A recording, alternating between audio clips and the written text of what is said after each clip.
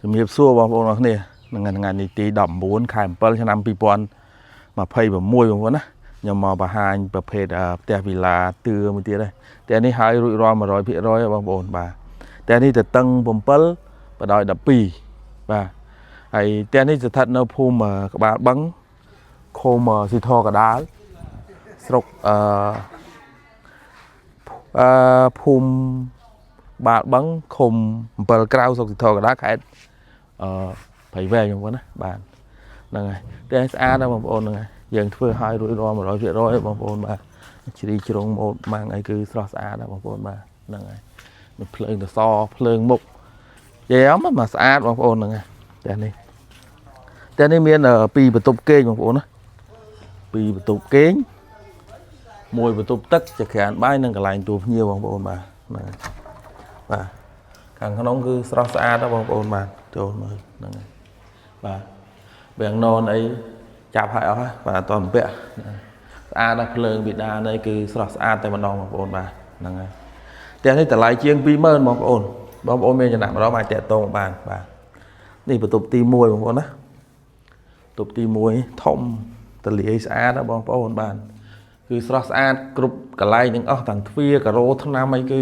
ស្អាតតែម្ដងបងប្អូនបាទនេះយើងមើលនេះបន្ទប់ទី2បន្ទប់ទី2នេះក៏ធំទលាយស្អាតដែរបងប្អូនហ្នឹងហើយបាទគឺស្អាតបាទតែនេះអត់មានបន្ទប់ទឹកក្នុងទេបងប្អូនដោយសារគាត់អត់យកអញ្ចឹងណាបាទ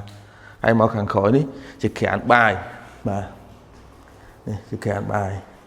គឺស្រស់ស្អាតដែរបងប្អូននេះហ្នឹងហើយបាទហ្នឹងហើយមកខាងនេះបន្ទប់ទឹកបាទបន្ទប់ទឹកមានប្រគុណមានផ្កាឈូកខ្សែអនាម័យឡាបូអីហ្នឹងគឺមួយសែតបងប្អូនណាបាទហ្នឹងហើយ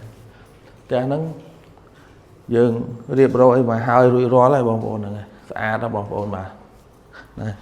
បងប្អូនមានចំណាប់អារម្មណ៍អាចតាក់ទងមកក្រុមការងារយើងខ្ញុំបានបងប្អូនណាក្រុមការងារយើងខ្ញុំមានទទួលសាងសង់25ខេត្តក្រុងបាទអរគុណច្រើនជំរាបលាបាទជំរាបសួរពុកម៉ែបងប្អូនទាំងអស់គ្នាបាទថ្ងៃនេះខ្ញុំណែនាំបងប្អូនមកមើលប្រភេទវីឡាមួយកន្លែងទៀតហើយដែលយើងរួចរាល់ជូនភ្ញៀវ 100% បងប្អូននៅលើទឹកដីខេត្តព្រៃវែងបងប្អូនណាស្រុកស៊ីធកដាលហើយផ្ទះនេះទៅតឹង7ម៉ែត្របងប្អូនតម្លៃ 20000 ជាងបងប្អូនកាន់សោចូលនៅហើយបងប្អូនមើលយើងរៀបចំបានស្អាតមែនតើបងប្អូនណាហើយផ្ទះនេះអញ្ចឹងឥត20បងប្អូនតម្លៃ 20000 ជាងហ្នឹងម៉ូតកាយបងប្អូនសសរ4ដើម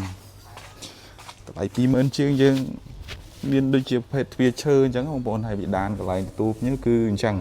ស្រស់ស្អាតបងប្អូន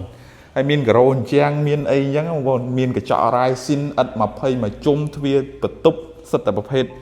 ទ្វារឈើអញ្ចឹងទៀតបងប្អូនតម្លៃ 20000 ជាងកាន់សោជូននៅបងប្អូនណាយើងមាន2បន្ទប់គេងផ្ទះបាយកន្លែងទទួលភ្ញៀវនិងបន្ទប់ទឹកមួយបងប្អូនណាបងប្អូនចង់សាងសង់អីបងប្អូនអាចតាក់ទងមកក្រុមការងារយើងខ្ញុំបានបងប្អូនណាเพจឈ្មោះសឿនសុភាបាទអរគុណបងប្អូន